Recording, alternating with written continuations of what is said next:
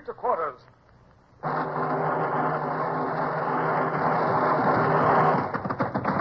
out the guns. Stand by the starboard battery. One broadside into it, if you please, Captain Bush. Pointers on target. Linstocks ready. Aye, aye, sir. Ready. Fire!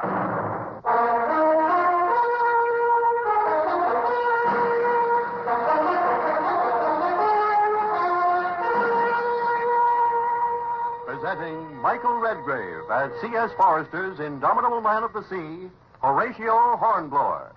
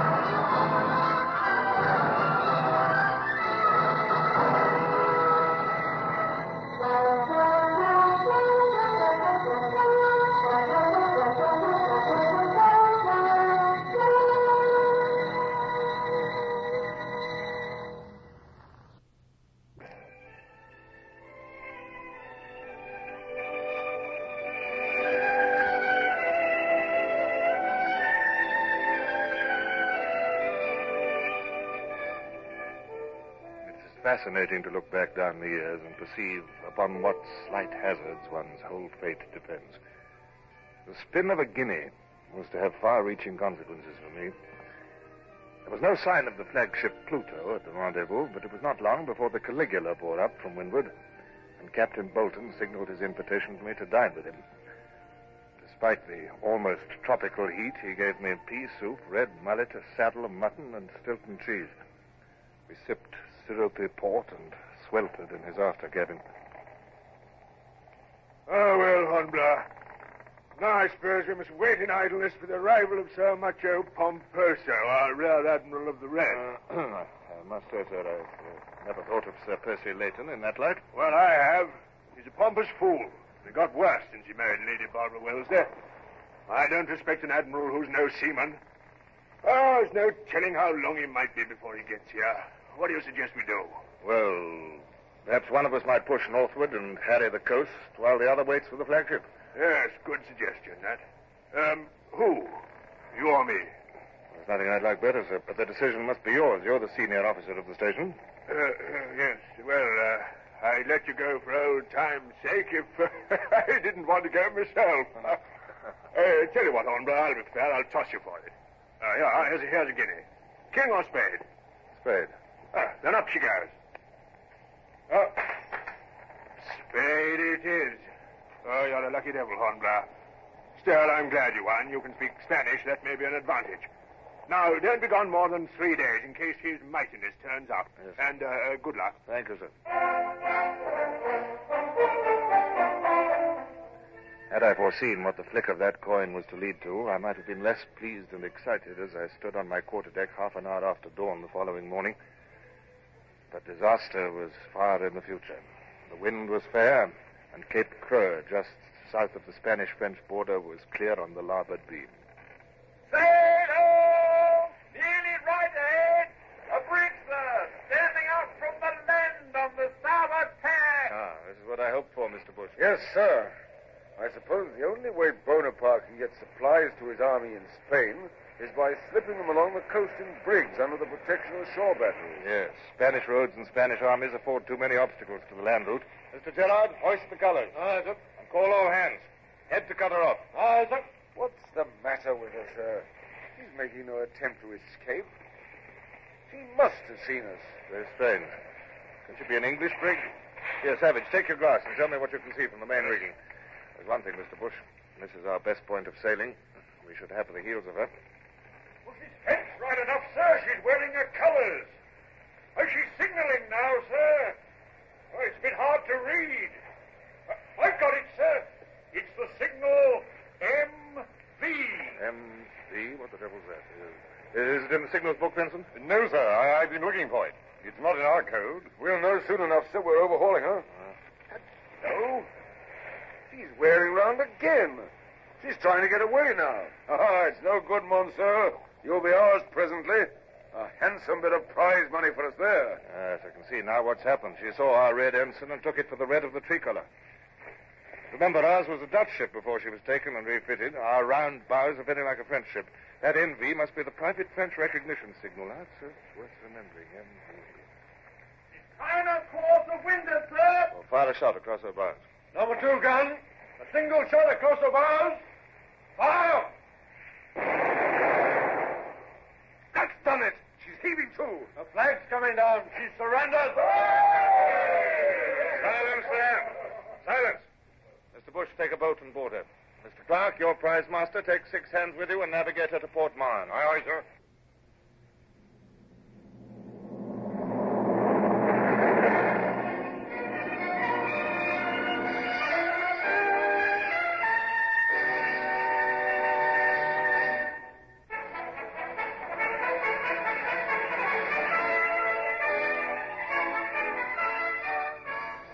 While I awaited the return of Bush, I speculated on the consternation which the French would experience when they knew that their sea routes were threatened by a British squadron and that their lines of communication were in danger. I turned over in my mind, too, a new idea which the brig's failure to recognize our nationality had given me. I doubt if anyone on land saw us capture the Amelie, sir. We can still take them by surprise along the coast. That fact did not escape my notice, Mr. Bush. Now, kindly pay attention. The blue masses on the horizon there are the peaks of the Pyrenees. The road from France to Spain runs along the coast between those mountains and the sea. And Potter's made the French ensign have it hoisted instead of our own. We shall sail down the coast where we can be seen from the road. Send the hands to breakfast. Aye, aye, sir. Yes, sir. Stand under small craft, sir. An anchor round yonder point. Small craft. Yes, I can see them from here now, sir. And look, sir. Isn't that a tricolor flying from a flagstaff at the point there? It is, Mr. Bush. That's what I've been looking for.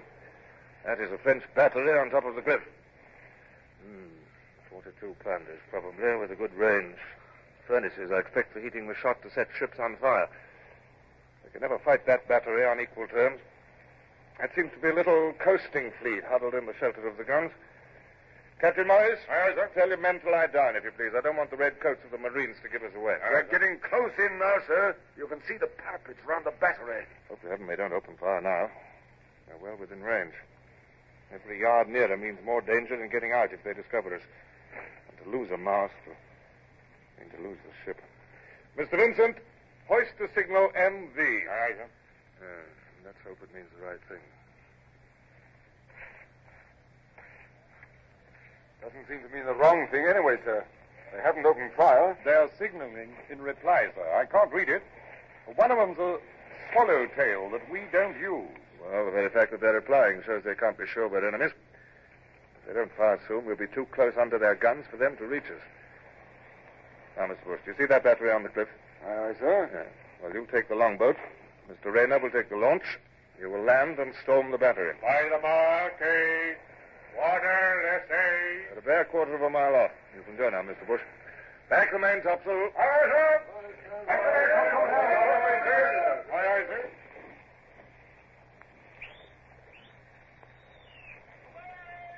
Throw the guns down the cliff, Mr. Bush. Wreck the battery if you can. But don't stay a moment longer than necessary. Aye, sir. We're off now. Helm a lead. Mr. Gerard, put the ship about. Aye, Down sir. with that French flag and send up our own. Aye, sir. Aha. They've opened fire at last. They hit us, too, sir. Somewhere forward, I think. Thank heaven they're firing at us. If they hit those boats, we'll be in a pretty fix. Mr. Gerard, see if your guns can reach the battery, and be sure they aim carefully. It's no good unless the embrasures can be swept. Stow the guns. Fire as your guns bear. Steady aim. Now! Lift them! Lift them! I can see the dust from the cliff. You're 30 feet too low. If we can only get a few shots through the embrasure, sir, it'll upset their gunners. Do it quickly, man. They're firing at our boats now. Of course. They've hit the launch. No, there she is again. She was nearly swamped, but not hit. They're rowing crab fashion. The shots must have smashed her port oars. They're safe now, sir. They're in the surf. Look, sir, they're landing. The guns are doing better, too, now. That was a hit. And another. Right on the embrasure, sir. Very good, Mr. Gerard, but you must cease fire now whilst our men are mounting that cliff. Cease fire! The flag, sir. The flag. It's coming down. The storming party are holding it down. They've taken the battery. Mr. Gerard, put the ship about. Aye, sir. Send in the quarter boat to take possession of the craft in the bay. Aye, sir. Quarter boat away. There's 7 craft there, sir. A fine haul. There go their crews, pulling for the shore in their dinghies. Shall I chase or fire on it? No, let them go. I have no wish to be burdened with prisoners or to damage our prizes. Mr. Bush's party is toppling the guns over, sir. Look at that one. Down the cliff like an avalanche.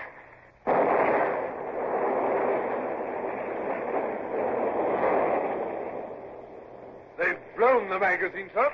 That's the end of the battery at Lanza. And there's Mr. Bush, sir. I can see him waving his sword. Carry on, Mr. Gerard.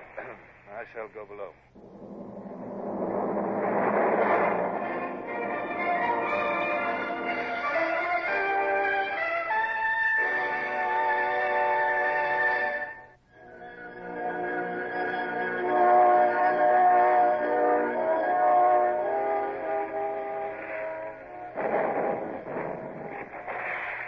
They're shooting well. That splash wasn't more than 100 yards off our port beam. Who couldn't shoot well with their advantages? 42-pounders and permanent mounts, 50 feet above the water, and long-service soldiers to man 'em. Yes, I've seen them shoot worse all the same. It's a mile and a half if it's a yard. Well, more than that. I'd say it's barely a mile. Nonsense, why? Good morning, sir. Your attention, please, gentlemen. I shall also want Mr. Renner and Mr. Hooker. Pass the word for them. Now, will you all use your telescopes and study this place with care? That is Mount Canigou in the background. Where that spur of the Pyrenees runs down to the sea is Cape Chabera. And that is where Spain ends and France begins.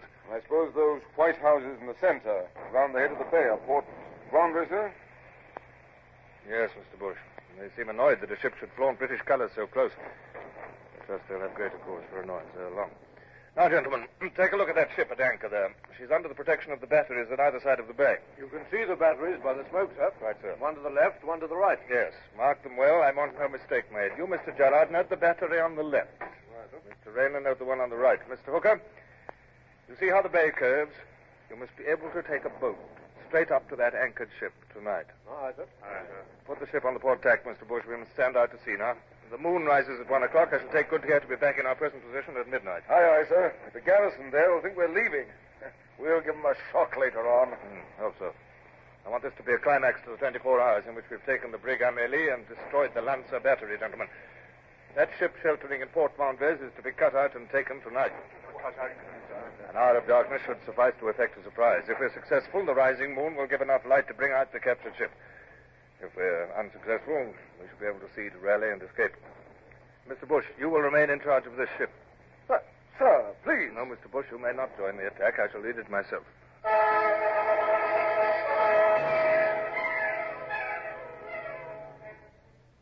It was very dark, but the stars were glowing clearly, and the Sutherland was stealing landwards like a ghost. The crew was resting on the gangways and the main deck. When the subdued voices of their officers called them, they mustered silently, each division assembling for its particular duty. I checked the position of the ship with Bush and strained my eyes through my night glass for a glimpse of the shore. Longboat crew here. Launch crew here, sir. You can heave to now, Mr. Bush. I trust this expedition will be a success for your sake. For my sake, sir? Yes, I'm taking 250 men. If we do not return, you will have barely sufficient crew to navigate the ship to the rendezvous. Oh, you'll return, sir, and with the French ship. All the same, I wish you'd let me go in your place. Your duty is here, Bush. See to it. Are the boats overside? Aye, aye, sir. Here's your barge. Goodbye, sir. Good luck. Thank you. All right. Move aside, Brown. I shall sit in the stern. Are the oars muffled? Yes, sir. Keep way there. The 2 cutters behind us, Brown. Right us down, sir. Listen, sir. What's that? As I expected. The French are rowing a guard round their precious ship. Ready at the oars there? All ready, sir. Now remember, men, cold steel. If any man fires before I do, I'll shoot him with my own hand. Give way.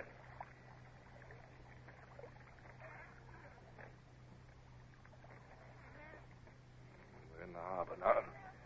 Time the longboat and launch began their attack.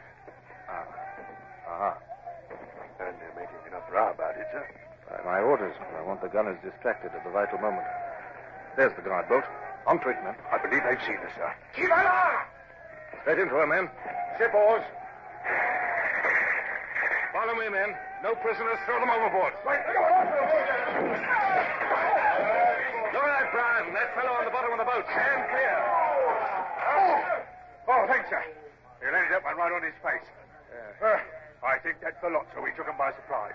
They're all dead or unconscious or overside.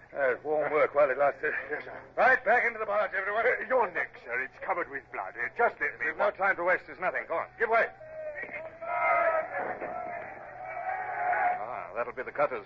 They've reached the anchored ship. Pull, men. They'll need our help. They don't seem to have carried the ship at their first rush, sir. Those musket flashes are steady along her bulwarks. That means the crew are defending her. Yes, there must have been a wake and have rigged netting to repulse any surprise attack. Yes. Now, quietly now. We'll creep round to her disengaged side. Right. One strong pull. Ship oars. Now, take hold there. Now, all up the side together and give a cheer. I want them to think we're a big boarding party. Ready? Now. Mr. Longley, you stay with me. Up with you now. Aye, sir. The netting is rigged, sir. It slopes outwards, too. Blast the stuff. It's like being a fly in a web. Oh, come in with your dirk, boy. Don't just hang there. Can you reach that bit with your sword, sir? That bit there. It may part enough for us to get through. So hold tight. Hold on. The whole lot's coming away. We'll be in the sea in a minute. I'm through, sir. Give me a hand, sir. Well done, lad. Now.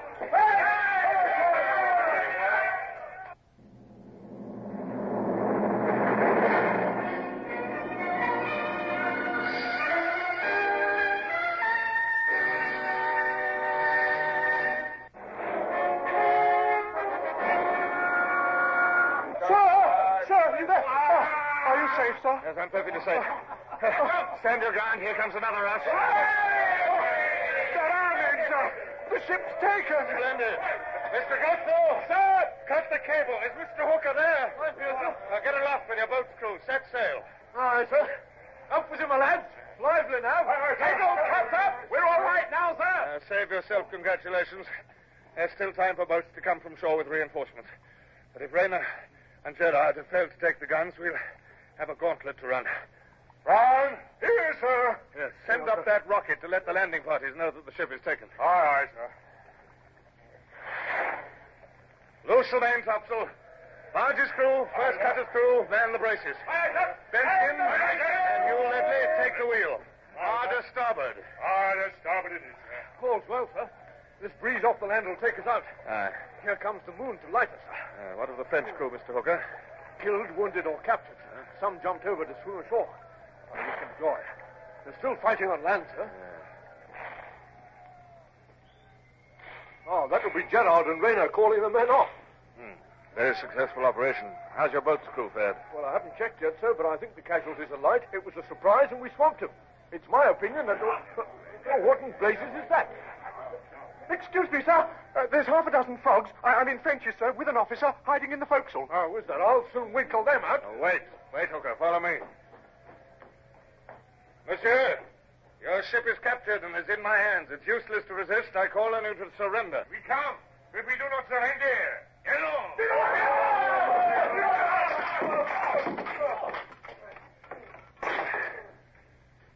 A pity, but if they chose to die, I couldn't prevent them. Brown, have the barge crew ready to row me to the Sutherland. We shall raise her presently. Aye, sir.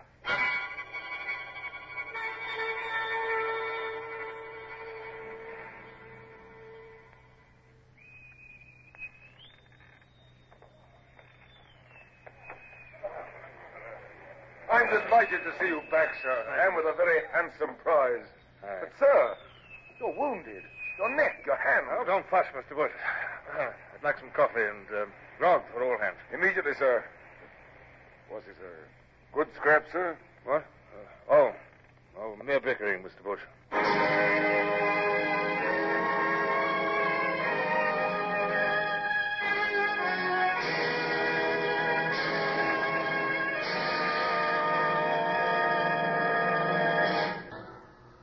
Horatio Hornblower, starring Michael Redgrave, is based on the novels by C.S. Forrester. Music composed and conducted by Sidney Torch. Produced by Harry Allen Towers.